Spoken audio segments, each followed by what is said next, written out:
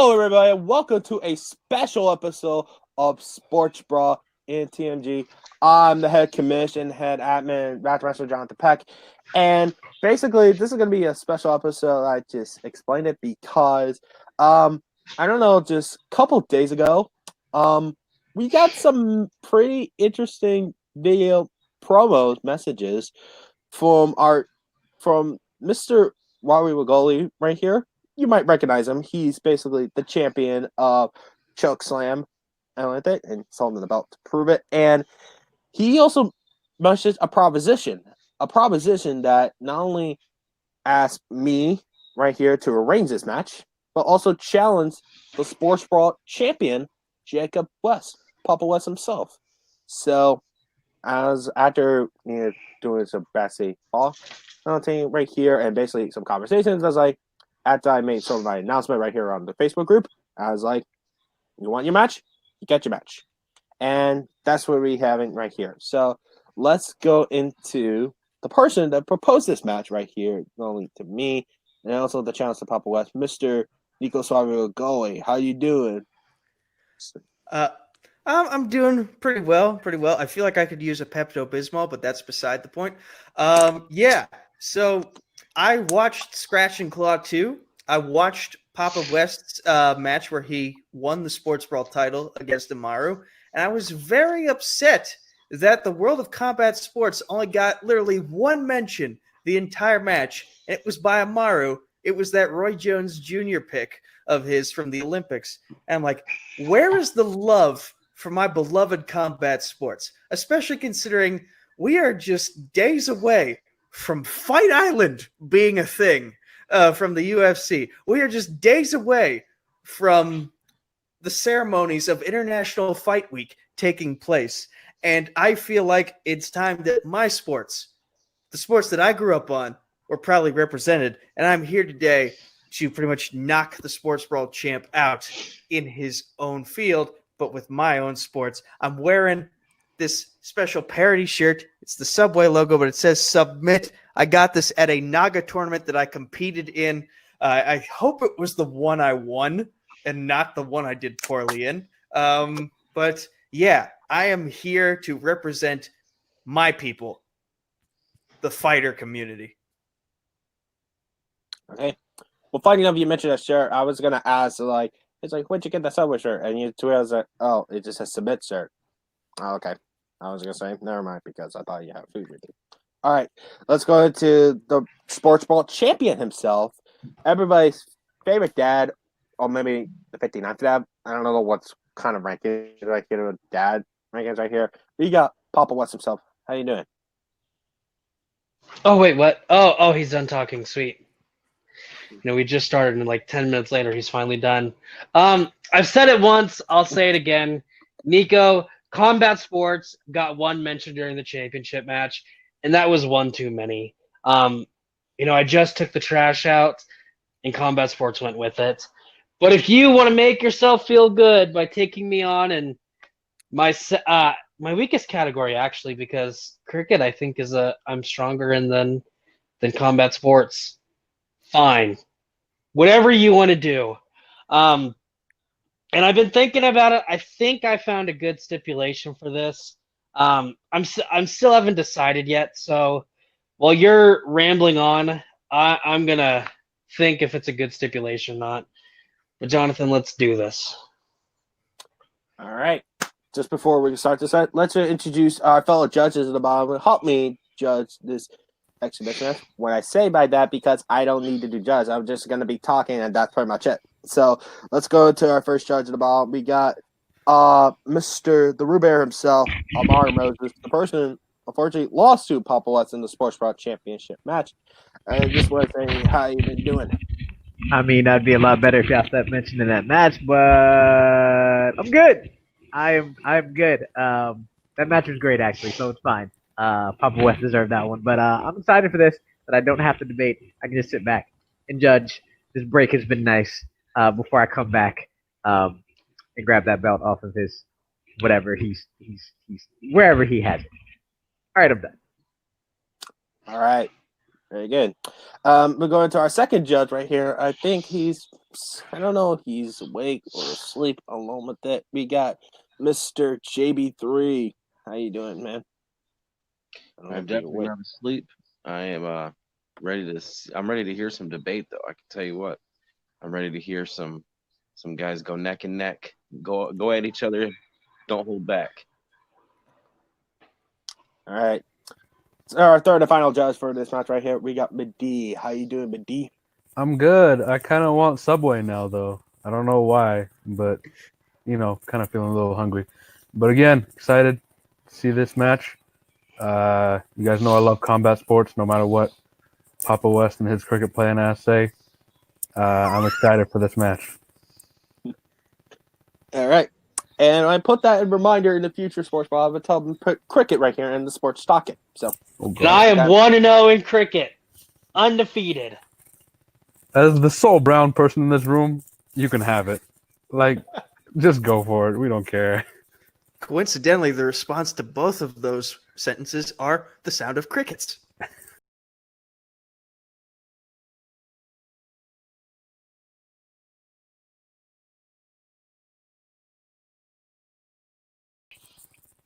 okay then. All right. Enough about cricket, all that stuff. Let's go into sports. And this time, not only this is for the special exhibition match, and now this is a very special match. It was going to be we debate 5 questions along with that. There's going to be no speed round right here. It's basically like a champion style format right here. Some of the rules of exhibition match, the points didn't. I mean, the record right here doesn't reflect on the current record right here around Sports Ball. It's just a fun exhibition match, and we wanted just want to say, and on International Fight Week along with it, and just wanted to say, I just can't wait for this match along with it. So I'm gonna start out right over here. Is everybody ready for this match? We're debating 3 questions because I'm KOing him. Okay then. All right. You got a thumbs up for Papa West. Let's do this thing. Let's go into round number 1. And I put a little proposal for our players right here. And I asked our 2 fellow competitors, I asked them which fighter do we want to represent right here for the question. And we're going to the first question. And I hope I said this person right is Joanna. I'm sorry. May I help you? May I Yay, help we're you? starting off great. It is a very Polish name. It is the former UFC strawweight champion of the world, Joanna Jędrzejczyk. Joanna Jędrzejczyk. Got it. Which, by the way, is Nico's strength. And the round 1 for that question is this. What is the best Joanna Jędrzejczyk match? So since Nico, you pick her as one of your topic of based on the question, we'll start with you with your selection. When describing the best Joanna fight, we're not talking about the best fight she just happens to be in. We're talking about her best performance that also happens to be a great fight. We're talking about a fight that she won, but was still properly challenged by her opponent in all areas and still looked like the better fighter. We're talking about a fight that received Fight of the Night honors and the bonus money that comes with it. We're talking about a fight in which she effectively answered the questions of her doubters and proved them wrong. And based on that criteria, the best Joanna Jędrzejczyk fight, in my opinion, the fight that checks off all those boxes, is her rematch, this time for the strawweight title, with her rival Claudia Gadelha at the Ultimate Fighter Season 23 finale. The first time these two fought, Joanna got the nod in a somewhat controversial 3-round split decision that some people felt Claudia won. This rematch had many questioning how the striking specialist in Joanna would deal with Claudia's jiu-jitsu if the fight went to the ground. And also if Joanna's first victory over Claudia was a fluke. In this rematch, Claudia did score a lot of takedowns, but Joanna effectively answered the questions of her critics by preventing Claudia from doing anything of note with her takedowns and repeatedly forcing the fight back to the feet with her counter wrestling. And every time the fight was standing, Claudia did keep the fight competitive and exciting with great power strikes, but Joanna controlled the action with her superior Muay Thai combos to get the unanimous decision victory. Joanna won the fight, she silenced her critics, but Claudia still gave her an excellent challenge, and they both were given Fight of the Night bonuses for their displays of effective striking, grappling, and clinch work. That's why their fight at the TUF 23 finale is the best Joanna fight. All right. He's going to concede his time with that. Very good choice by Nico indeed. Let's start with Papa West right here. And before I do that, I forgot to mention one little thing. Both of you guys have both 1 minute extensions for your opening and your closing if you're willing to use it in the upcoming content if you depend on needing it. So I forgot to put out that. Sorry about that. And I get that out of the way. Papa West, we'll start with you with your selection. Nico, I think it's cute that you all wrote a whole essay on this. You wasted your time because, well, yes, having the best fight of the night, that's all cute and all. The fight I chose was coined the women's fight of the century before they fought. And after they fought, they didn't change the name for one simple reason, because it was the women's fight of the century. And I already know what you're going to say. Jacob, how can this be her best fight? She lost. Spoiler alert, she lost this one. Plain and simple, this fight at UFC 248 featured two of the best women fighting today. These women were battered. These women were bruised. They were beaten. Heck, Joanna had a freaking head growing out of her forehead. That at the end of this match, that's how bad she was beaten. But it was when the bell rang to end it all, you didn't know who was going to win because both these ladies were just taking each other on. It was exciting from start to finish. Joanna Jędrzejczyk versus Weili Zhang, UFC 248. Time. Okay. Really good choice by Papa West with that choice. And I'm going to start with the timer right here. With 5 minutes will begin. I got the timer up, set up, ready to go. The 5 minute debate when you begins talking. Okay. I got to bring up semantics here. You mentioned the best fight that Joanna happens to be in, but that's not the best Joanna fight. Zhang versus Joanna is an excellent fight, but it doesn't fully fit the criteria I just established of what makes a great Joanna fight. She has to look. Nico, read the question for me. Read the question for me. What is the best Joanna Jędrzejczyk fight? So when I read that question, what is the best fight that symbolizes Joanna Jędrzejczyk? And you know what? Yes, she lost this fight. But you know what? Of the three judges, one of them thought she won. Because she was going up against the best fighter, the current strawweight holder, the person who took the belt from her. No, you got that wrong. Weili Zhang won the belt from Jessica Andrade, not from Joanna.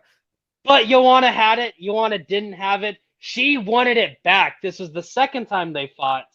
First time, Weili this is the first time they fought. You're getting all your facts super wrong here. Damn it. And just making up a bunch of shit that's not really helping you. Scratch that. This was the first time that they took each other on. This was the current strawweight champion, Weili Zhang, because I know that. I know that. I know you Joanna wouldn't know it if I belt. didn't tell you. You wouldn't know it if I hadn't told you. Okay, enough beating around the bush. You're just wasting the clock. You're just wasting the clock here. Listen, I'm making good points. Joanna didn't look that great in this fight early on. This fight, meaning her fight with Zhang. Joanna's a former kickboxing and Muay Thai champion, and she was getting outclassed on the feet by Zhang. Again, the question is, what is the best Joanna Jędrzejczyk fight? Semantics.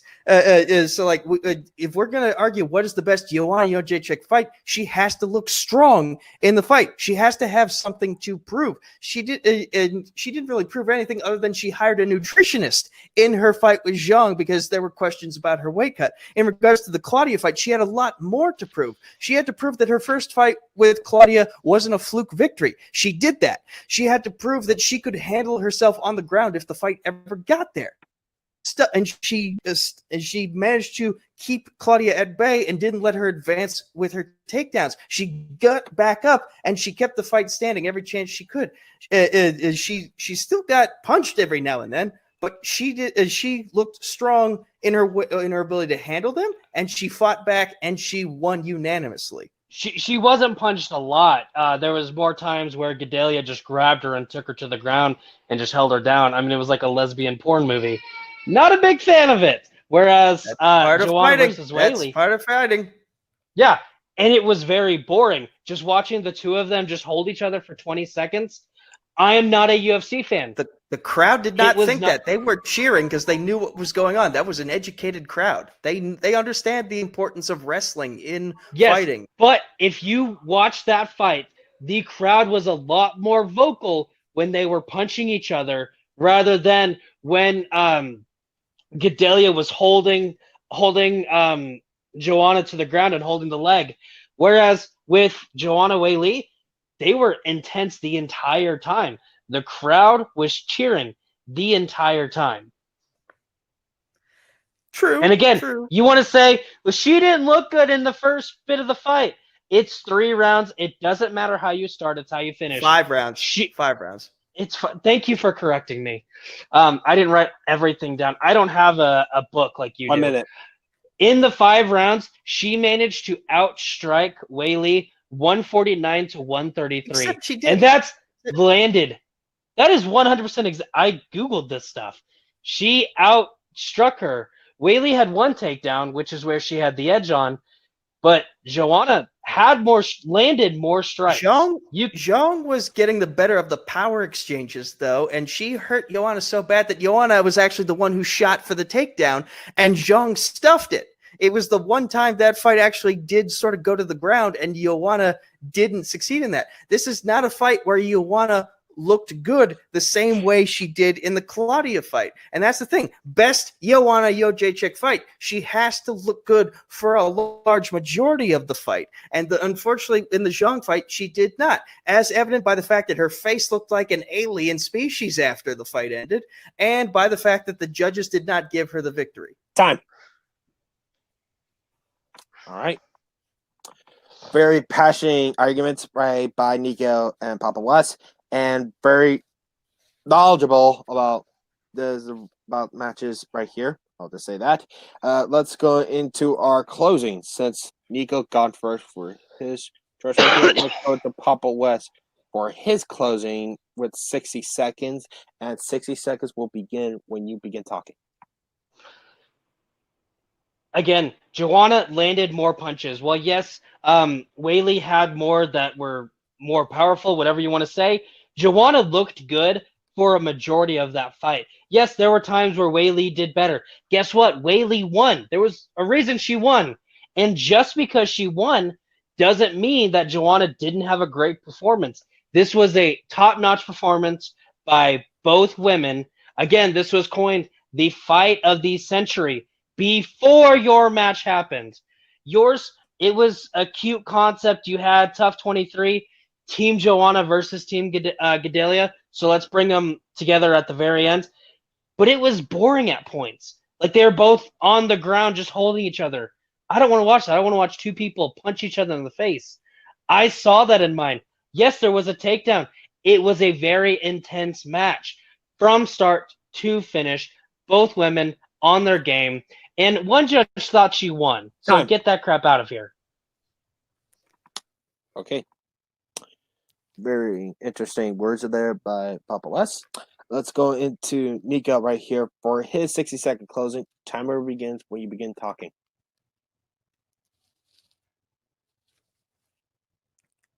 Okay, judges, do not let this man sway you that the grappling exchanges in the fight with Gedalia were boring. I have seen boring grappling exchanges. This one was not. Joanna was actually fighting off of her back, doing what was necessary to get back to her feet and make Claudia work. And that's why the crowds were cheering during those exchanges, because there was actual work happening with these grappling exchanges and with these clinches. It wasn't just stalling for time or stalling to take a rest.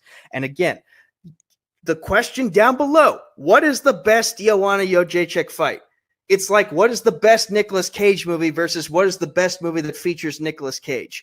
In the case of what Papa West picked, he picked the best movie that features Nicolas Cage. I am picking the best Nicolas Cage movie here because Joanna looked very, very good in her fight. A lot better than she did in the fight with Zhang. She had a lot more success in both the striking and the grappling, whereas she got sort of beaten by Zhang in both. All right. All right. We're on the timer right here. Let's go to our judges right here. Right down. Okay, we got thumbs up for Amaru. Let's just wait to respond for the other judges. Just wait for right here. Okay, thumbs up for my D. Let's just wait on GB3.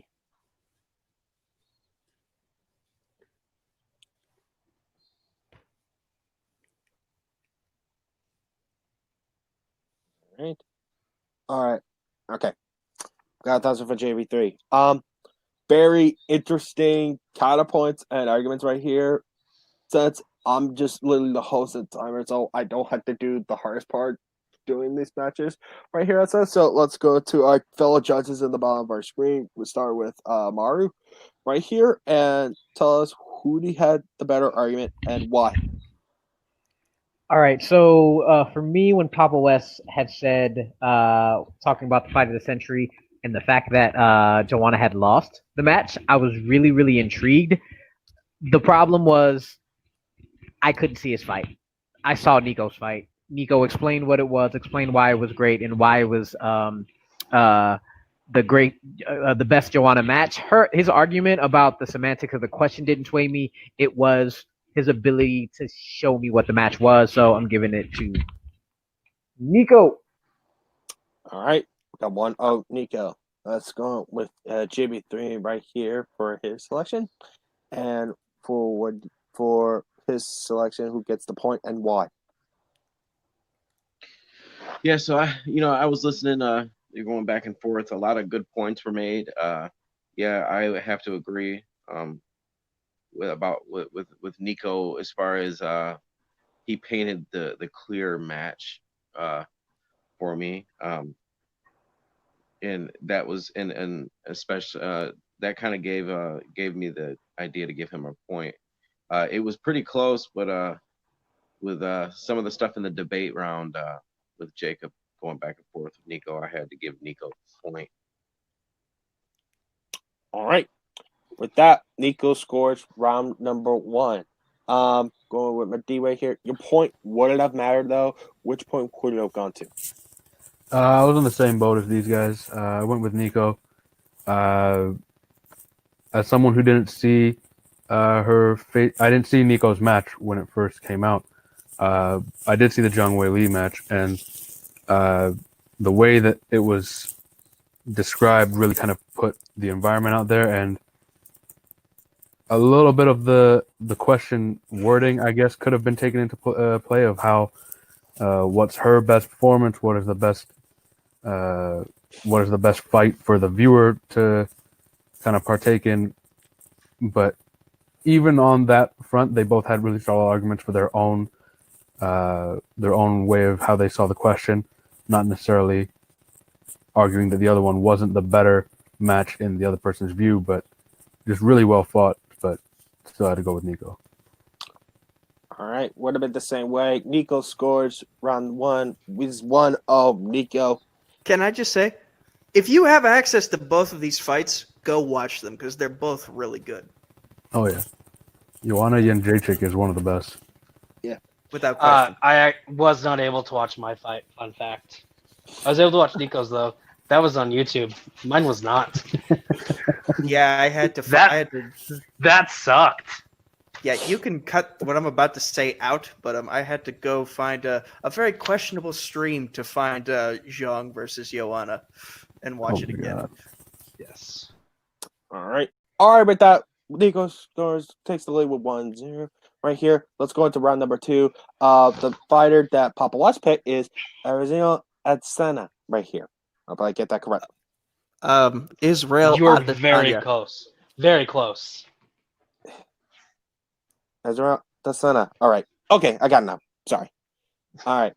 Well, round number 2, based on Papa Watch's pick of fire, and I put this question is this. What is the best fighting technique for Israel Adesanya? So since he picked this fighter right here, let's go with Papa West for his choice.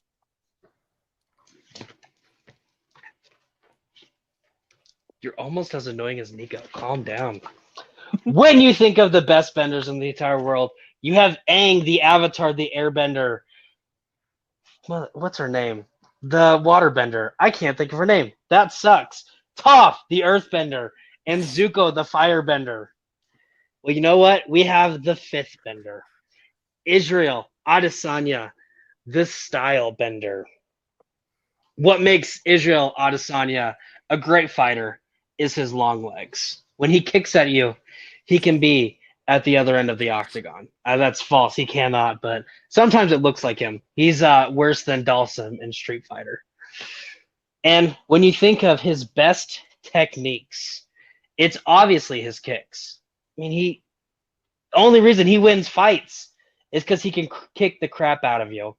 And his best kick by far is the one where he does a complete 360 and kicks you behind your gloves. You're blocking it.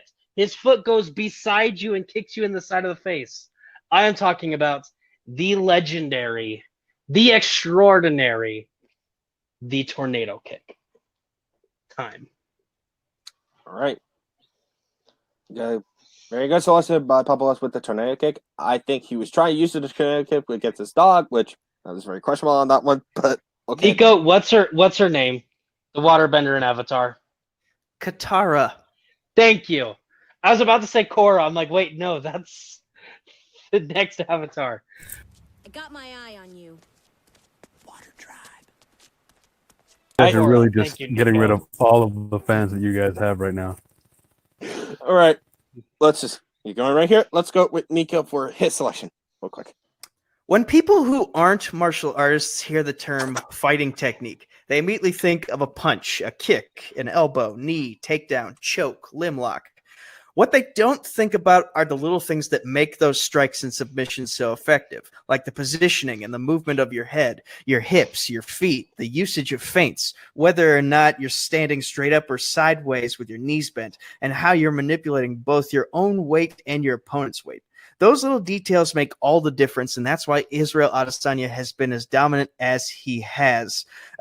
Not because of natural knockout power, but because he's always transitioning from one fighting stance to another that will allow him to be the most economically efficient with each strike he throws. He will use his stances to bait his opponents into a false sense of security, and then at the last second, he'll switch his feet, move his head, and land pinpoint strikes from angles they didn't see coming. And the strikes you don't see coming are usually the ones that end a fighter's night.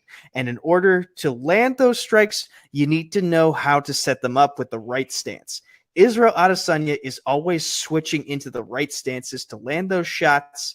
That's mostly in part to his breakdancing background, and that's why his ability to switch from stance to stance is his best technique. Yes, I went with a defensive technique for this one. All right. Right on the timer, actually. Very good. 1 second left. All right. Let's go with the 5-minute debate. I'm about to set up the 5-minute debate when you begins talking. So, Papa West, the definition of a fighter's best technique is something that they're able to use effectively in virtually every one of their fights, to the point that it becomes their calling card. For Ronda Rousey, it was her armbar. For Mirko Krokop, it was his roundhouse kicks. Dennis Seaver and Kung Lee were known for their spinning back kicks. However, between his kickboxing and MMA careers, Israel Adesanya has had 99 professional fights, and yet I was only able to find footage of two instances of him using a tornado kick. Once successfully in kickboxing, the other time unsuccessfully against Anderson Silva after Anderson ducked. If the tornado kick was Israel's best technique, there'd be way more footage of him using the technique in his 99 fights. So you didn't even watch him land 3 on Kelvin Gastelum? Okay, fun fact, this might be coming up in another round that we're talking about later. He didn't land it on Kelvin Gastelum. I watched the fight. He didn't. Yes, you talk about a calling card. When you think of someone's technique, you think of a calling card, and you even gave some people. When you look up videos how to fight like Israel Adesanya, you know what the first technique they teach you is? This is is where the I knew you tornado found kick. it from. This is where I knew you found it from. But the thing is, doing it in training, doing it in practice, and doing it in the actual fights is an entirely different situation. I can practice a cartwheel kick on a bag 50 times over, but if I'm not landing it in the actual fights, then it's not my best technique. That's like saying me getting 2 Middle Earth questions out of 99 Middle Earth questions correct makes me an expert in Middle Earth. It's bullshit. That's Well, not do you how study it for works. Middle Earth? No, you just happen to get to. No one's saying you're a Middle Earth tech, whatever. And yes, I will admit, he has not had the best luck with the tornado kick. You want to know something great, though? Something that he just started recently doing? He changed a little bit of the tornado kick. Because used to, he would lean into it before he did, kind of letting you know, hey, I'm about to get kicked in the face. And he changed that. He doesn't step forward anymore. So you haven't seen it work yet because we haven't seen the new version of it yet. And I cannot wait to watch him tornado kick the crap out of people. And I love that you go with a... No, he 100%... You can look it up. He changed the way he does the tornado kick because he has not been landing them as much as he wants to, as much as he does in practice. And here's the great thing about yours. We're getting off. Here's the great thing about yours, Nico. No, I'm trying to argue, Nico, so you can shut up and listen. See, no one, when watching Israel Adesanya, no one's like, oh man, that's amazing. Look at those stance switches that he does. No, that's a technicality that everybody does. To be successful, you have to be able to fight multiple ways. And he's not going to win a fight because he changed stances mid-fight. In Taekwondo classes, we legitimately drill switching stances. We key up every time we switch a stance. He's on the Taekwondo. Change the steps. If what he does is very close to Taekwondo, he freestyles. The New Zealand has their own way of doing things. But again, the question is best technique. And if you had maybe gone with his question mark kick or his short pendulum step front leg roundhouse kick to the head, then I'd definitely say you picked a good technique because he uses those techniques a lot in his fights and he uses them successfully. But again, the tornado kick, only used it twice, only landed it once. He switched his stances literally every time. I'm sorry you don't watch boxing. He's used it more than twice. You just said he used a kick in boxing? How does that work? That's illegal. I mean, in kickboxing, you can use it, but in boxing, UFC, if you kick someone, you're getting whatever you want to call it. Whatever you want to call it. UFC, he has used that multiple times. Again, I am sorry. I am not cultured like you in the combat sports. When you think of Israel Adesanya, the first technique you think is the tornado kick. Why? Yes. Well, that's because you have your looked it up on Google and thought, oh, this is a perfect argument. And that's not working. Because it's unique and it's cool. Switching stances mid-fight is not unique. It is not cool. But it's how he wins his fights. Very cool. I've never watched him win a fight by switching a technique. But it's not just the stance switch that he uses it for. By landing punches and landing kicks. Israel Adesanya's best kick is easily the tornado kick. Time. Wow. Like his mat, he uses very jump cuts and flinches. I don't know. I was trying to make it a fighting pun based off his, which it didn't work. So forgot about it just a few seconds ago. All right, let's go to our closings. Since Papa started first, let's go with Nico for his closing. 60 seconds will begin when you begin talking. When I say Israel is great at switching stances, I don't just mean from left foot forward to right foot forward. He'll make these switches as he's walking forward, backward, sideways, positioning his feet at 15-degree, 30, 45, 60, 75, and 90-degree angles so that he can effectively land his next several punches, kicks, knees, and elbows from areas his opponents won't see coming. He beat Brad Tavares because his feet were always in the right position to land the next big blow. He beat Derek Brunson because his feet were always in the right position to avoid Brunson's offense and then effectively counter whenever Brunson was regaining his own positional footing. Doesn't matter if Israel is left side out, right side out, wide and squatting karate back stance, or high and guarded kickboxing kickboxing stance. Thanks to Israel's breakdancing background, he has the art of footwork down to a science. It's also important to note that Israel is primarily a counter striker, so his game plan in fights is usually to wait for and bait his opponents into doing certain things so he can catch them while their guards are down. Footwork is an important part. All right. Let's go with Papa West right here for his 60-second closing. Timer begins when you begin talking. All right, so judges, while it's moving, if you will read the question, it's what is the best fighting technique from Israel Adesanya? Nico decided to use semantics in the first round. I'll use semantics. Switching stances isn't from Israel Adesanya. Everybody does it. It's not a technique. It's something you have to do. You have to be good at multiple styles, so you have to switch stances. When you think of Israel Adesanya, you think of the tornado kick. When you think of the tornado kick, you think of Israel Adesanya. It is a fighting technique. You can't even fight by switching stances. That's not fighting. It's a fighting technique from Israel Adesanya, not a technicality that everybody does. It's unique, and he's done it more than twice. I don't know what you're talking about. I've only seen tape on it twice. He's done it quite a bit. Again, I watched him do it 3 times against Kelvin Gastelum. He might not have landed all 3 of them, but he did it against Kelvin Gastelum. I don't think you know what a tornado kick is because he didn't use it against Gastelum. I'm just saying. Yeah, it's when he spins around and kicks you in the side of the face. All right. I watched the fight today. He didn't use it in that fight. All right, Nico, quiet. All right, time is time. When I say, shut up. All right. I'm look at me in the face. I'm trying to keep everything together right here. All right, all right. In the meanwhile, right here. Okay, we got thumbs up for Amar on my knee and JB3. I'll wait for him. Okay, good. All right, let's go to our judges. Start with JB3 right here. Who gets the point right here is sort of based on it before it gets out of hand. Man, that had to get an extra minute. We needed to have another debate round for that one.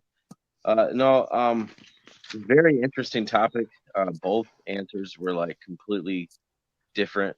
So at first it was kind of difficult for me to try to decide, but throughout the debate round and the last round, Nico really took it over for me when he was given plenty of examples of how even though Jacob was saying not a technique, Nico was given examples in matches that he have won because of it, and that kind of won it for me. So I gave him a point to Nico. All right, we got 1-0 Nico. We're going to Madi on this one right here, and who gets the point in your eyes and why? This one kind of went back and forth for me a lot more than I thought it would. Like Nico in the first round, I heard like almost nothing from you on your choice. Stance switching to do it properly is a very difficult thing to do. I mean, people try and do it, but then you see them messing it up all the time, and it's kind of annoying to watch. But when you see someone do it well, it's kind of nice to see. But I didn't hear a lot of it from you in the first round, and then as soon as you got to the closing, what I wanted you to do, you did it. You hit right on what the points you were supposed to make were. You talked about the importance of the stance switching, of the angles that he was choosing, how his footwork was so perfect in all the matches that he won. Jacob, you had it in the first two, or in the major round, but then in the closing, you kind of shifted and didn't really talk about how the tornado kick was like the reason that he was winning fights and why it was like his. You talked more about why it was his, but not why it was like his best one necessarily. So for that, I'm going with Nico. All right, with that, Nico scores another point. We got 2-0 Nico. All right, Amaru, your point would it have mattered? Which point could you have gone to? Jacob, I liked your transition trying to say not from Israel. But I've heard of the tornado kick. I've never heard of this man before. Nico had me from the beginning. That opening round, not knowing anything, he kind of showed me what a switching stance was, and then countered everything afterwards. So I also, trust me, it says it, Nico. Amaru, I'm sorry I didn't stand up and do a tornado kick for you. I might have given you the point if you would know Actually- Kentara's name. Actually, you can go ahead and do that now still. Yeah, I we're mean- fine. We can pause the For live those- broadcast for a tornado kick. For those of you wondering what a tornado kick is, it's basically Kofi Kingston's finishing move. Got rid of a miss on that occasion. Oh, there you go. There's a toughness. There's a toughness. That we got to Nico. So this is a very interesting round 3, and even though it is 5 questions right here, Papa West need to get this point right here to stay alive, at least right here. If Nico gets this point right here, he will win the exhibition match right here by knockout. So let's go into round number 3. And this question is a little familiar, but it's a very different right here. It's a modified version of it, so it's very differently. And I brought this interesting question for this, and the question is this: what is the worst botch call in combat sports history? So there are pretty lots some examples. So I'm very curious who both of our players have picked. We're going to start with Nico for his selection. I'm going to be using my 1-minute extension for this opening. Okay, then. Let's get use his minute extension. Okay, got the timer with the extension. Timer begins when you begin talking, Nico. What did you pick? There's a lot of evidence that suggests the people who wrote the original draft of the unified rules of MMA were not martial artists themselves. That evidence includes the banning of 12 to 6 o'clock elbow strikes due to safety concerns that the drafting body had after seeing that technique used in literal ice breaking demonstrations. There are reasons related to the positioning of the ice and the laws of physics that explain why this particular elbow strike is used to break ice, but I'll address those later if I need to. Anyway, fast forward to December 5th, 2009, when a young John Jones, riding a career 9-0 record at the time, is getting his first headliner opportunity at the Tough 10 season finale. Jones' opponent was UFC veteran Matt Hamill, who is deaf in both ears. That's going to come up later. And the referee for this fight was Steve Mazzagatti, who has a reputation in the MMA community as being one of the most, if not the most, incompetent referee in the sport. As a side note, when I was thinking about what my answer would be for this question, every fight I've thought of had Steve Mazzagatti refereeing it. That's how bad he is at his job.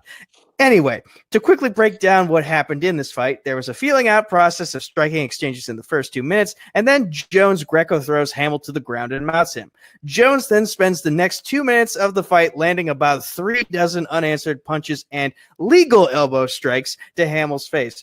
Besides covering up his face with his forearms, Hamill is doing virtually nothing to save himself from the beating he's taking, and Jones even looks up at Mazzagatti in an effort to get him to stop the fight. With about a minute left in round 1, the then inexperienced Jones lands 3 or 4 of the previously mentioned illegal elbows, cutting Hamill open and forcing Mazzagatti to pause the fight and take a point from Jones for his foul. With Hamill's blood spilling into his eyes, Mazzagatti then hovers over Hamill, who I will repeat is deaf and at the moment unable to read lips because blood is blinding him.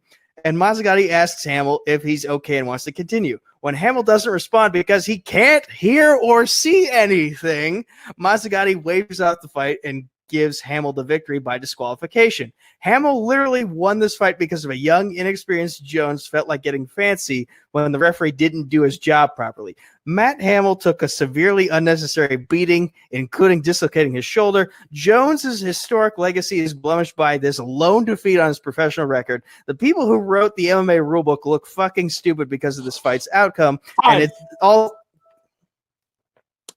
All right. Very interesting call indeed. And I was just going to say, there's a lot of really thinking about that call. So I'm going to start with Papa West right here for his selection. What the heck? I'll use my extra minute as well, please. Okay, then. All right. He's going to use the extension. Okay, I got the timer running with the extension. It will begin when you begin talking. And what do you think is worse than Nico's pick? I'm sorry, I cannot tell you who was the referee during this fight. I cannot tell you the name of the 5 people who were in front row during this fight, unlike Nico can because he stole a paragraph from Sports Illustrated in order for this debate. What I can tell you, though, is back in 2012, there was a fight for the welterweight championship between Manny Pacquiao and Timothy Bradley. During the 12 rounds, and Nico, you better not say that's incorrect, because I'm 100% sure it went all 12 rounds. Pacquiao landed, not punched, landed 253 strikes. Timothy Bradley, only 159. 94 more strikes. According to Harold Letterman, the unofficial judge who got to commentate with the other commentators, which I know Max Kellerman was one, because Max Kellerman is super annoying. I'm sorry, I can't tell you the other 2. He's the unofficial scorer. Scored Manny Pacquiao winning this fight 119 to 109, winning every round except for round 10. Barely. Something else that I can tell you is one of the people announcing, again, I didn't write their name down, Nico. I am sorry. After the fight was called, I don't think we're blind, and Harold Letterman is the best scorer alive. And I think that is a terrible, bogus decision. The other, I'm just baffled. I'm at a loss for words. Because, fun fact, Pacquiao destroyed Timothy Bradley. He owned him the entire fight. Yet somehow, 2 of the 3 judges felt that Timothy Bradley deserved the win over Manny Pacquiao. To not only give Timothy Bradley the overall win, to give Timothy Bradley the welterweight championship, taking it from Manny Pacquiao, which after it was announced, everyone was silent because what the crap did I just watch? This was the worst botched call ever. And I'm also going to say, Nico, can I please start out this 5 minutes? And by me starting out, I'm literally going to ask you a couple questions. I just want you to answer yes or no. Time. Okay. 4 seconds to spare. All right. This is going to be a very interesting fight indeed. Hold on. Just want to set the timer back. All right. Let's start with the 5-minute debate when timer begins, when William begins talking. Nico, thank you for listening to instructions. Quick question. If someone is punching me and I am doing this, is this considered blocking? It is considered blocking, but you have to be doing something in order to actually be advancing your position. If you're just blocking, I said yes or no. Hold on a minute. Hold on. There has to be more than just this. If you're on the ground mounted and you're just doing this, this is not intelligently defending yourself. You have to be making an effort to get out of that position and get to a better one that's safer for you, or get back to your feet and create distance. That is, otherwise, it's the ref's call to it's the ref's duty to stop the fight because you're not intelligently defending yourself. But if the other person who is on top of you is just wailing on you to where you cannot physically do anything except this, is this blocking? Yes or no? You can buck your hips and shake off his balance so you can put it back in a half guard or something. Like, there are many things Matt Hamill could do defensively to better the position for himself instead of just doing this. And he did not do that. He just sat there because he was only able to do this. He was only able to do this. And if someone knocks you out, are you going to be doing this? Because if you are knocked out, from everything that I've seen, and then it's the ref's duty to step in and stop the fight. And Steve Mazzagatti did not do that. He let Jones continue to beat up on Hamill unnecessarily for 2 extra minutes. Could Hamill have done something to get Jones off of him? Yes, he could. And then the last 2 questions I have for you. But he didn't. And so therefore it's the referee's job to stop the fight. Okay, last 2 questions I have for you, Nico. Is the 12-6 elbow an illegal hit? Do not give me the science of why it shouldn't be. Is the 12-6 elbow an illegal hit? It is an illegal hit, but these And- elbows are perfectly legal, and Jones landed 50 of them on Matt Okay. Hamill's head, and the ref should have stopped the fight from Okay. there. And then- Nico, this is the last question. You're horrible at listening to instructions, but this is the last question that I have don't for talk you. to me I'm like sure we a actually fucking fight each child. other I'm out. not your son. You can call yourself Papa, but I'm not your son, so don't talk to me that way. I mean, sometimes I have to talk to you like it. But if someone lands an illegal hit, first step is they lose a point in the overall judging. But if after that hit, the person that got hit is ruled unable to continue fighting, does that person win due to a disqualification? Here's where you Yes, didn't hear what I said. they Here's where you no. do. Listen. The ref asked Hamill, who again is blind at the moment and also permanently deaf since birth, "Can you continue?" Matt Hamill is not in a position to even see is not in a position to understand he's being asked a question in that moment because he's handicapped in two different ways right now. And Yes. so it's stupid of Steve Mazzagatti to even ask that question without having wiped his eyes out first from all the blood that's pouring into them. The ref should have just called it when Jones was landing legal shots on him, and he did not. And you're stalling, so here's what I'm going to say. If you wanted to go with a sketchy decision to argue for this question, you should have gone with the one Amaru argued against you in your title match, because there was actual corruption going on. You just picked something that you felt was the wrong opinion. And here's another thing. There were 2 rematches to the fight that you picked, so Pacquiao got his justice. Jones still has not gotten his justice for this wrongdoing by Steve Mazzagatti, the most incompetent ref in the history of MMA. That loss is still on his record.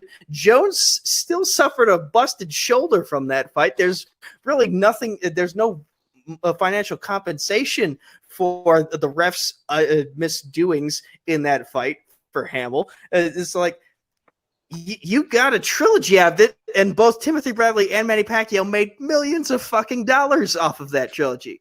Jones has a loss on what should be a perfect record, and Hamill has a hospital bill because of all this. Jones said after the fight, "I'm actually glad I lost because now I don't have the stress of fighting undefeated. I lost all that stress. It's actually a lot better for me now." Time. Okay, after pretty much the funniest 5 minutes I ever heard in my life, so let's go into the closing right here. And let's go into the closing. Renika, let's go into Papa West for his 60-second closing. Timer begins when you begin talking. The reason I didn't pick the Roy Jones Jr. fight is because he got that got resolved. There was actual corruption. Those people got kicked out of Olympics history. Whereas the 2 judges who gave Bradley the win are still judging today. Pacquiao lost the welterweight championship, the welterweight championship. That's something that he can't get rid of. That's a loss on his record that, yes, he was able to win it back, but he still had that loss in the first place. John Jones did an illegal hit, and you can give me the science. Well, it shouldn't be an illegal hit. It doesn't matter if it should be illegal or it shouldn't be illegal. It is an illegal hit. He landed it, and by looking at Hamill, he's like, yeah, he wasn't going to continue fighting. Yes, it was because of the 12 shots to the face before that helped out a lot, but he still had that illegal hit, knocked him out. That's what happens. I'm sorry that I have to talk to you like my son. All right. Very good closing right here for Papa West. Let's go with Nico for his 60-second closing. Timer begins when we begin talking.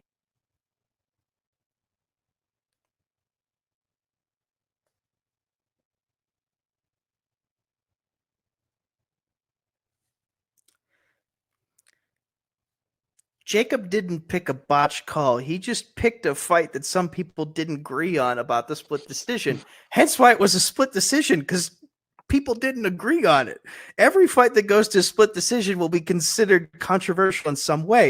It all depends on what a judge is looking for. And in boxing, what a judge is looking for from a fighter can vary between accuracy, volume, power, defense, etc. Some people feel Manny won the fight, including one of the 3 judges that night. Some people have felt other fighters have won fights that they didn't end up winning on the scorecards. But that doesn't make any of those fights the worst botch calls in combat sports, especially if those fights went to split decisions as opposed to unanimous decisions. If the decision was unanimous, then maybe you'd have a stronger argument.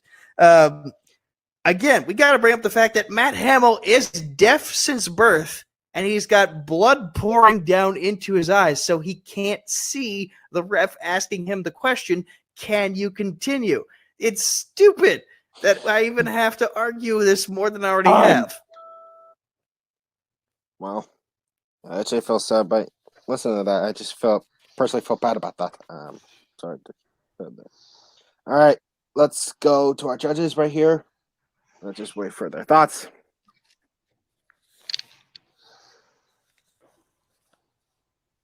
All right. Thumbs up for Amaru. Thumbs up for my D. Thumbs up for JB3. All right. We're just ready to go. All right. Let's go with my D right here for his pick. And who gets the point and why? This one was tough. Because both of these decisions made me upset in the moment, and I haven't gotten over both of them, to be completely honest, but that's not really the point. A lot was said about, starting with Jacob, that fight. I mean, I remember when it first happened, the days after, it was like every other judge was like, I gave it to Pacquiao, like clear and simple, and then somehow he ended up losing. I don't know what happened, but even if you go down the list of like all the other analysts and all the other like potential judges that they would have had, they were all like, yeah, Pacquiao won. And I can't remember who it was. Someone was like, he shouldn't have accepted the belt. Pacquiao should have just kept it, whatever. So that one really well argued, Jacob. And then Nico, on the other hand, with Mazzagatti being the worst referee in MMA history. Had you said this quote, Nico, of Dana White, I think it's my favorite Dana White quote, of that guy shouldn't even be allowed to watch MMA, let alone judge it. You know, I might have given you the point, but I got to go with Papa West on this one, just because it's, I don't know if it's just because like that, it was so substantially bad and it did cost a belt. Whereas, I mean, yeah, Hamill was deaf and blind, but Mazzagatti was, in my opinion, that wasn't his worst botched call. I think there was that one that he had with Dana White, or not with Dana White, with Ronda Rousey, that was also pretty bad. But yeah, I'm going with Papa West on this one. All right. I finally got a vote. All right. We got Papa West. All right. Let's go to Amar right here. Let's figure out, what do you think? Who gets the point and why? This was really close for me. It was kind of came down to numbers and facts, or a little bit more numbers and facts from Papa West to Nico setting up the picture and setting up why and how, specifically how Jones got cheated. And it came down to the fact that, because the counters were great, the arguments were great, y'all kept going back and forth. But what it came down to me was the fact that Papa West had said, even if you like it or not, that elbow was illegal. And it hurt because at the beginning, Nico said John Jones was young, got too fancy, and put himself in the position. So because of that, I also went with Papa West. All right. Son of a bitch. All right, with that, Papa West avoided the knockout. Finally, Papa West gets the point. Something with joy. JB3, your point wouldn't have mattered who you would kind of gone to. Yeah, man, I did not see it the same way. I kind of thought that with the debate round the way it was, and the 5 minutes was majorly spent talking about John Jones, and I just got way more information on the John Jones fight than I got on the other fight, the Pacquiao fight. And I think that Nico did a really, really good job taking the 12-6 elbows out of the equation, because the real controversy wasn't the fact that he used the illegal elbows. It was the fact that the match should have been over before that, and the fact with the doctor stoppage. But I gave my point to Nico just because I thought the debate round was kind of one-sided. All right. Point one back. We got 2-1. The 2-1 lead. Now Papa West is not out of it yet. So Nico, I need you to take a deep breath. I don't want you going into this round like really mad. I'm gonna kill him now. I'm out for blood now. oh, all right. You know, had you gone with the Johnson and Did no one hear me say Kevin that Burns? he was deaf and No, blind and being asked the there's that. question? That's got to factor in somehow. Like, you don't ask a blind and deaf person a question. Like, what do you here? Let me ask Helen Keller. Do you want fries with that? How do you think she's going to respond? Okay, that was bad. Do not delete that. Delete that. Don't air this part. This doesn't even go on the bloopers anymore. This is beyond. Okay, with that though, let's go into round number 4 right here, and bring to another interesting question for our competitors right here. And I bring is this: what athlete from another sport did successfully in combat sports? So I'm gonna start with Papa S right here for his selection.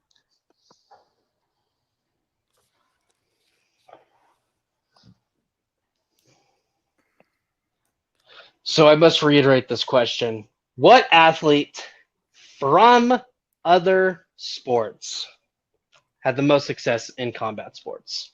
So the way I see that, they had to be in another sport first before they went into combat sports. So the person that I went with was a wrestler in college. Now, I know you're about to say, Jacob, wrestling's combat sports. It's different. When you think of combat sports, you think of boxing. You think of UFC, all that stuff. Collegiate wrestling is like you have the weird little helmet things. That's collegiate wrestling, not combat sports. Then he went on to the WWE, which is sports entertainment. Again, not combat sports. And then he managed to have a very good career. He had 5 wins, 3 losses in a brief little stint. Some really great fights, too. He also won the UFC Heavyweight Championship. And of course, the person that I am talking to is the Phenom, the Monster, whatever, the Beast, whatever else you want to call him. I'm going to do my best Paul Heyman impersonation. Brock Lesnar! Time. All right. Before I move on to Nico's right here, you got open your voice and say Brock Lesnar. You gotta do up and down the growl right here. Use that next time. All right. All right. Just want to get that out of the way. All right. Let's go with Nico for his selection. So I went with the better version of Brock Lesnar before there was a Brock Lesnar. 62 years old today. Dan the Beast Severn has been a top athlete since he was a child, and he has a ridiculous amount of accolades to his name in the worlds of amateur wrestling, professional wrestling, and mixed martial arts. In amateur wrestling, 2-time NCAA Division I All-American at ASU, 13 National Wrestling Championships from 1982 to 1994, 3-time U.S. Olympic Team alternate, 4 gold medals and 1 silver medal as a U.S. representative in 5 major freestyle wrestling tournaments. In pro wrestling, 2-time NWA World's Heavyweight Champion with his first reign lasting over 4 years. He had a year-long stint in the WWF where Jim Cornette managed him, and he won 1 match in the Brawl for All before wisely exiting the Brawl for All because it was trash. He even competed in MLW's second Battle Riot match last year as the number 2 entrant. In MMA, he holds black belts in Judo and Jiu-Jitsu. He's a Sambo International Master. He won the main event of the first ever World Extreme Cage Fighting event event. He competed for the first ever UFC Heavyweight Championship. He's the UFC's only Triple Crown champion, having won the UFC 5 tournament, the Ultimate 95 tournament, and the last ever UFC Super Fight Championship. He's the first fighter to ever be awarded a UFC title belt, and he has a professional win-loss record. Damn it. All right. Cool. All right. Two very good choices indeed. Let's go start with the 5-minute debate. One of you begins talking. So yes, Okay. that's cute. He won a couple tournaments. How many UFC World Heavyweight Championships? The UFC Has he Super won? Fight Championship was the precursor to the UFC Heavyweight Championship, so that point is mute. Also, I didn't get to say that Dan the Beast Severn's win-loss draw record in MMA, 101 wins, 19 losses, 7 draws. Brock Lesnar's win-loss record, 5-3 with 1 no contest, but that 1 no contest being the result of him testing positive for an illegal substance. And the 3 losses he suffered were all in the first round by stoppage. He got his ass kicked. Brock Lesnar did not really take MMA that seriously. I've heard reports from when he had Trevor Whitman running his camps that he would not do any hard sparring, and it showed in his actual fights when Cain Velasquez mollywopped him, when Alistair Overeem mollywopped him. He did not like getting hit, and it shows because he Do never you like getting hits? getting hit. I don't like getting hit. Name one person who likes getting hit. You gotta Nobody. practice getting That's hit. a stupid statement. You gotta practice getting hit though See- in sparring. see- So you can absorb the shots and keep going. That's how fighters get better. You don't think Floyd Mayweather and Manny Pacquiao aren't taking shots to the abs so they can strengthen their core so they can get used to those shots? You don't think they're training on how to roll with the punches so that they can keep on fighting with? No, Brock didn't do any of the shit that a fighter is supposed to do to progress as a fighter. And that's why he left. He only came and went as he pleased whenever he felt it was beneficial for him. He came in and went when the WWE and the UFC were already successful, whereas Dan Severn was in it for the long haul. He held the UFC Super Fight Championship and the NWA World Heavyweight Championship at the same time. He was in both sports for the long haul at the same time, and he entered in the WWF with all those belts over his shoulder, showing how much pride he had in both sports. So you are correct. Dan Severn does have a much better UFC record than Brock Lesnar. Here's the fun thing, though. Dan Severn wrestled in the UFC from 1994 to 2012. So hopefully he had a lot of fights. Whereas Brock Lesnar, 2016 to 2018. There's a huge, or actually, no, dang it. I'm sorry. I was looking at the wrong one. See, I am correcting myself, not you, Nico. While you're figuring that out, I should also 2008 to 2011, 3 years where he had a better win-loss percentage and a much better impact than Dan Severn had. In Dan Severn's first 3 years, let me he explain to did you nothing. who Brock Lesnar beat. Let me explain to you who Brock Lesnar beat. In his debut in the sport back in Japan outside of the UFC, he beat a nobody named Min-Soon Kim. Okay, we're not talking about Japanese. No, shut up. Who did he beat in UFC? He beat Randy Couture, who had been on the shelf for 2 years with a contract. Some would say the best UFC World Heavyweight Champion. But when you're time. on the shelf for 2 years dealing with a contract dispute, you're not fighting. You're not in fighting shape. And Dana White basically just said, hey, you giant Viking man, beat up this old guy who's been pissing me off for 2 years because he wants to go out and fight Fedor instead of do my every bidding. And but I would still take someone who is very not very practiced, who has shown success in the sport. Well, yes, took a 2-year break versus someone who has never fought in the UFC before. I would take the guy who took the 2-year rest. Brock Lesnar, who has never fought in UFC before, beat Randy Couture. Again, some would say the best UFC World Heavyweight Champion. Who did Dan Severn ever beat? I can't name you a single person he's ever beat. I can name you someone Brock Lesnar beat. I can tell you if you let me talk. Because see, this is fun because you spent the entire first 3 minutes talking. You're too overlapping. The 5-second count off. All right. Don't want you two starting to get overlapping. I can hear right here. So, all right, let's go back to right here. Let's go over with Nico real quick. All right, go ahead. The question is, what athlete from other sports was the most successful in combat sports? And the thing is, Dan Severn has a lot more credentials than Brock Lesnar. He's in multiple Hall of Fames, the UFC and NWA Hall of Fames included. He has won regional titles. He's won the UFC's major championships from the time he was competing in the UFC. Time. If he Time. All right. Very interesting closings. Let's go to our closings real quick. I'm going to start off with Nico right here for his closing right here. Timer will begin. 60 seconds will begin when you begin talking. Again, question is most successful in combat sports. Dan Severn is an inductee in the UFC, NWA, ASU, Sharedog MMA, LPW, War Wrestling Hall of Fames, and he's the only 3-time honoree of the George Tragos / Lou Thez Professional Wrestling Hall of Fame. He's been on the covers of various martial arts magazines. He's still competing in professional wrestling today, and as of 2016, he's been talking about coming back to MMA. He won his last professional fight while in his 50s in 2012. He won a regional promotional title a year before that. Brock Lesnar failed in his football career. He failed in his last fight, and he needed to cheat via drugs in order to get even close to a win.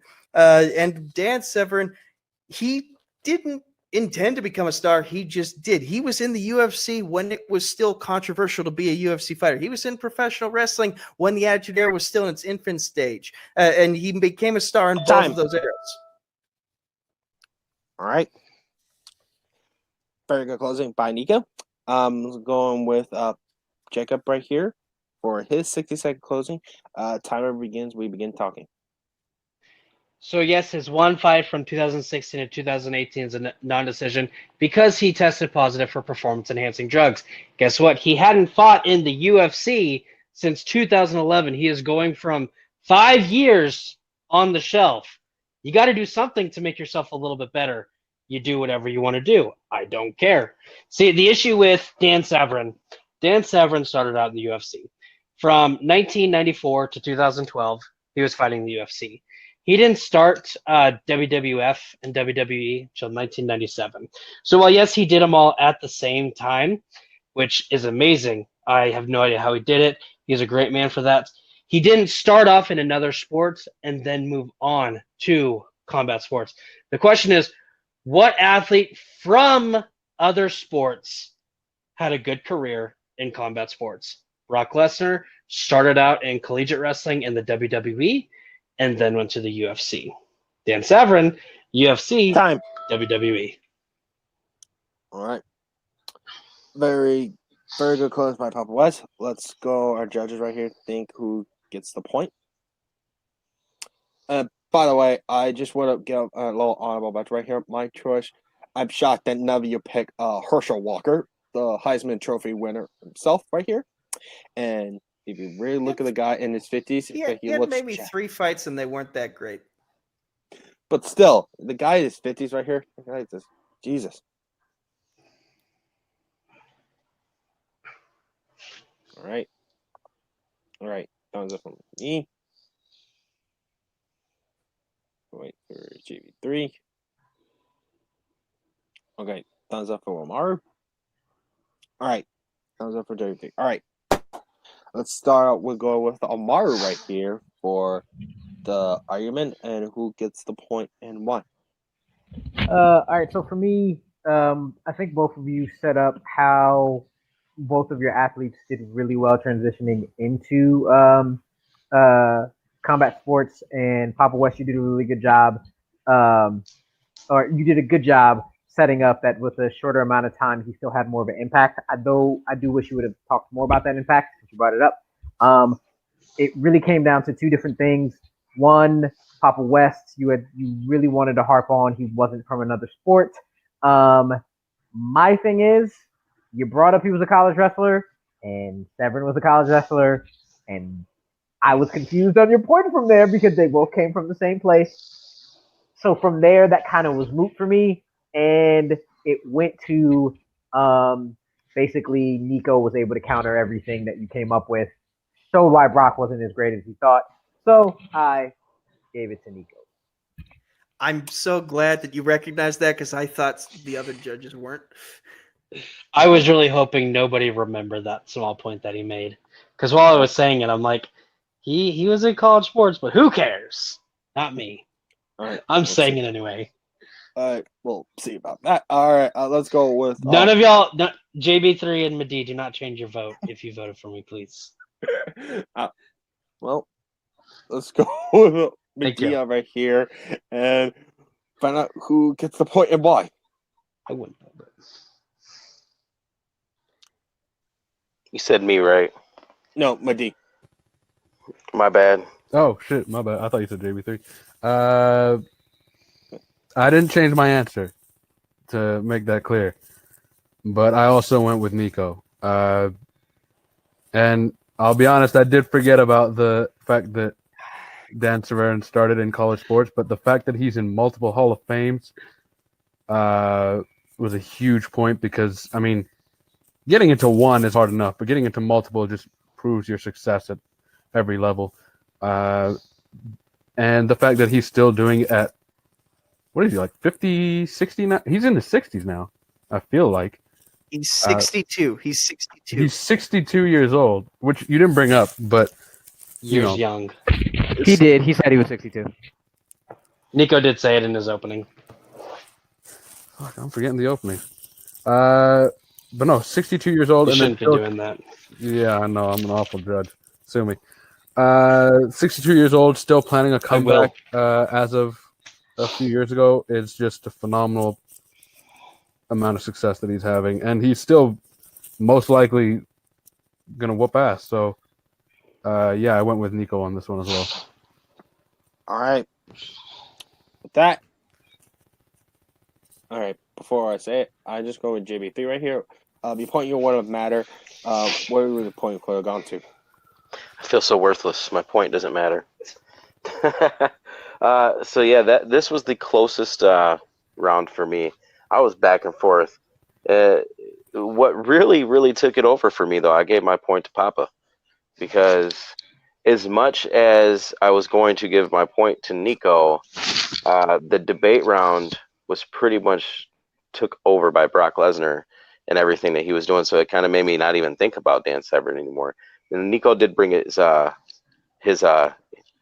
ending to a good close. So did Jacob, but I had just edged and gave Papa the point. All right. It's weird to say. All right, with that, and your winner, the winner of the exhibition match, the Cosmic Night Fury, Nico Suave Regoli. Congratulations, Nico. You did it. I'm going to be so mad about that third question as soon as we get off this call, because here's the thing. Not only is it a lost question for me, but it's a one question for Steve Mazzagatti. Fuck you, Steve Mazzagatti. You deserve nothing good to happen to you. No.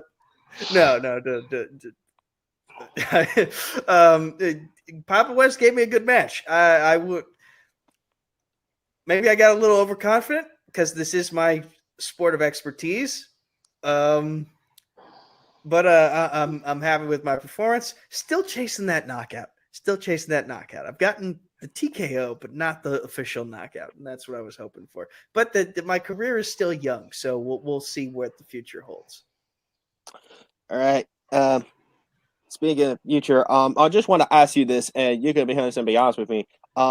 Since you kind of propositioned this match right here, so with Sports Brawl right here, I'm very curious. Are you very interested in going to Sports Brawl? I'm very a little curious. You're really straight. It's a little bit more than mixed martial arts than you're leaning on to.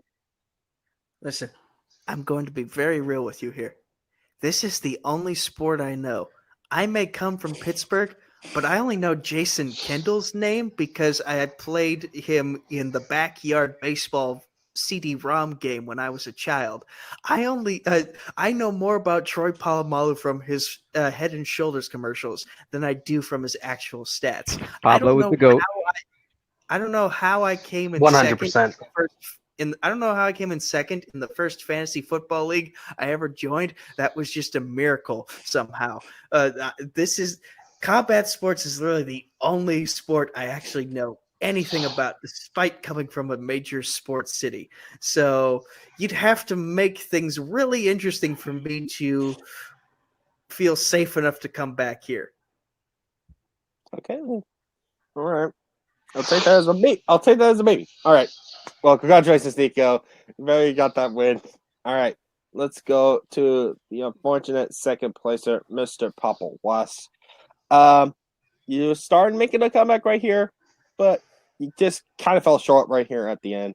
Papa West, just want to say how you've been feeling right here and what's going on. So fun fact, that third round question was the only question I felt super confident in, and knew he had no chance in winning.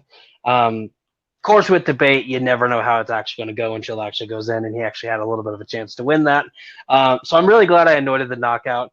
I said it once, I'll say it again. I'm not a big combat sports fan. So, Nico, you did a great job of putting me in a ring, tying both hands behind my back, and putting a blindfold on me and taking me down. But you weren't expecting me to get a couple kicks in there. But I did. Which leads me to my stipulation. Nico, I love this little rivalry that we're forming. I think it's cute that you finally you got a 1-0 lead on me. And I would love to get you into my world fully of Sports Brawl, or even some of the other leagues that we have. I mean, we have 6 leagues that I know of all 6. I could definitely beat you in all of them. But I would really love not this one, the one that I have Red Sonja in. We'll see about that. So this is my stipulation. In order to get you a little bit more into my world of Sports Brawl, but again, I have to give you something. Another 5-round match, because those are so fun. 2 questions about all sports entertainment. Your world of Chokeslam.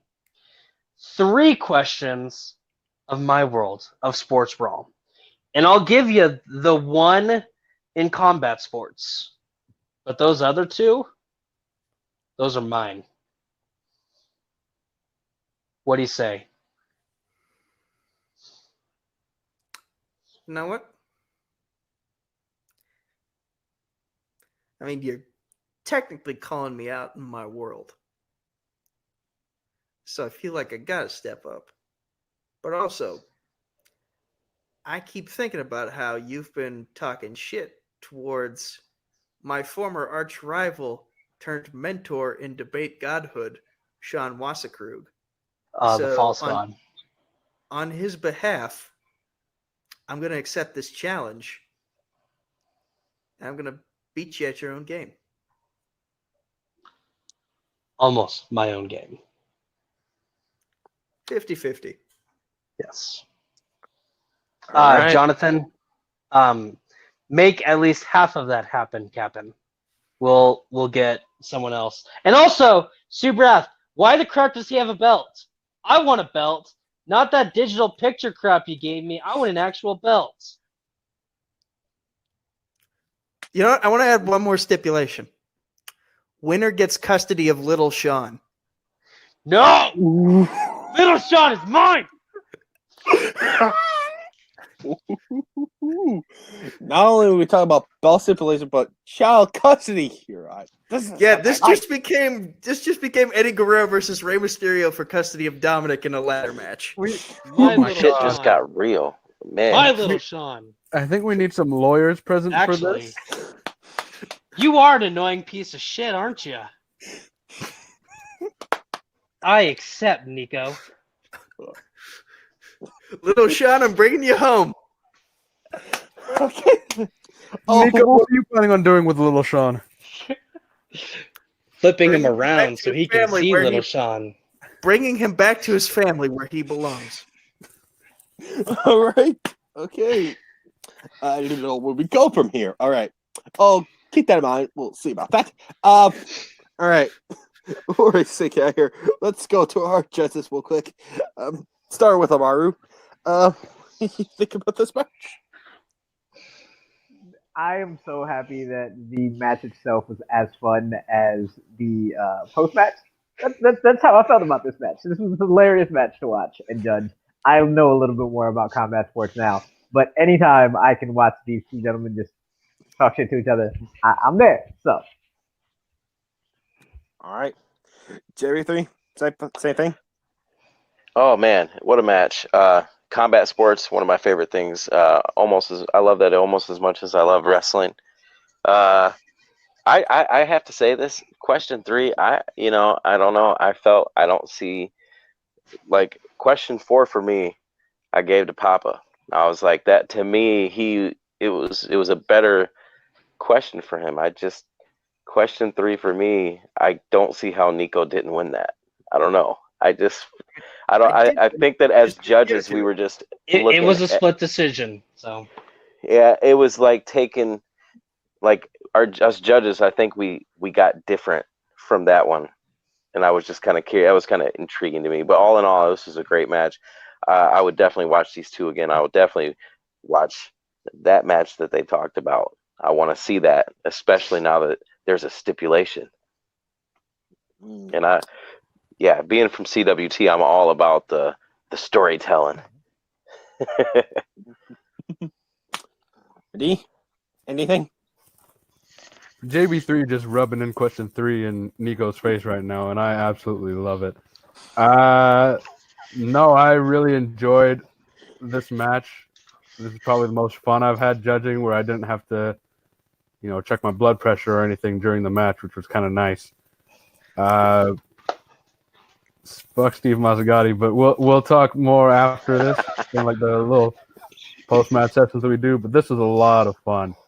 I kind of want to almost book myself for the next match that you guys have. I don't know what the schedule is for it, but I am down to be a part. Even if I'm not judging, I just want to be in the background with my popcorn and just watch you guys go at it live. I don't want to miss a thing.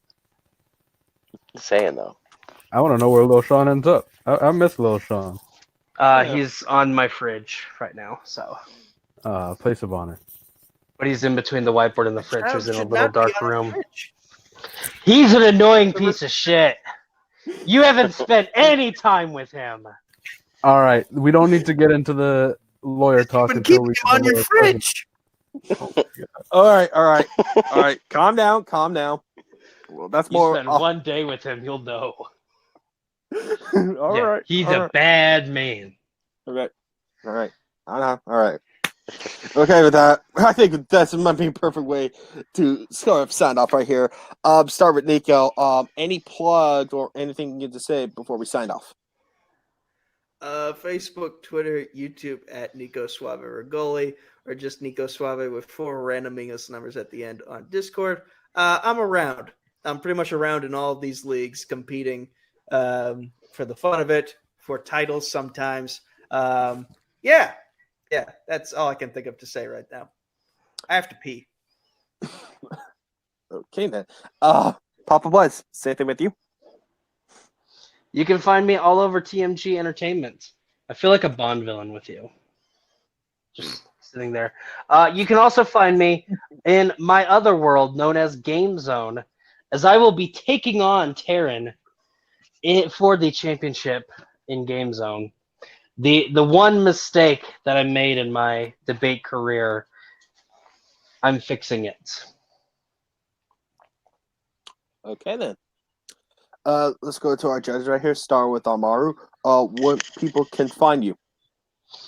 at my name, at Facebook, reviews on Twitter, your reviews on IG, and One Gotta Stay will be back on Monday. Look out for that. Depending on when this is. Yeah, it should be back on Monday no matter when this comes out. Yeah. Okay then. JB3, any plugs you want to shout up? For sure, for sure. Find me on Facebook, James Walter Berryman the third. Also, you can find me every Thursday night, Suplex City Chats over on TMG right here. Also, I just took over as commissioner for Combat Wrestling Trivia. You can find us over there at Nerd Entertainment Network, and I'm telling you right now, if you want to compete, now is the time to get in because I am recording matches nonstop. I'm just ready. I'm ready to get everyone back and competing. Combat Wrestling Trivia. We got some big things happening in the next few months, so stay tuned over there. And thank you for having me on the show. All right. Madi, any plugs? Anything? Yeah, Twitter, Instagram, Snapchat, the whatever else is cool with the kids these days. LinkedIn, at Madi R. It's nothing too complicated. On Facebook, Madi Raymond. That's just about it. Maybe competing soon. Who knows? They might not let me out on camera after some of the jokes I made today, but we'll see. All right. Okay, you can find me at jpetene on Twitter, on Instagram, and you can find me on Jonathan Peck on Facebook. And also, I'm in charge of Sports Brawl right here, and I'm the head commish. So, if for those of you who are listening from other leagues right here, I'm asking you right now, come join the Sports Brawl. We need brand new players right here. We got pretty much everything right here with the football, hockey, baseball, basketball, anything around it. No, we could even put cricket right here if one of you was interested right here. Wink, wink. And I just want to say we need some new blood right here. So that's all I need to say. From all of us, from Nico to Papa Was, Amaru, JB3, Madi, anything. Good night, everybody.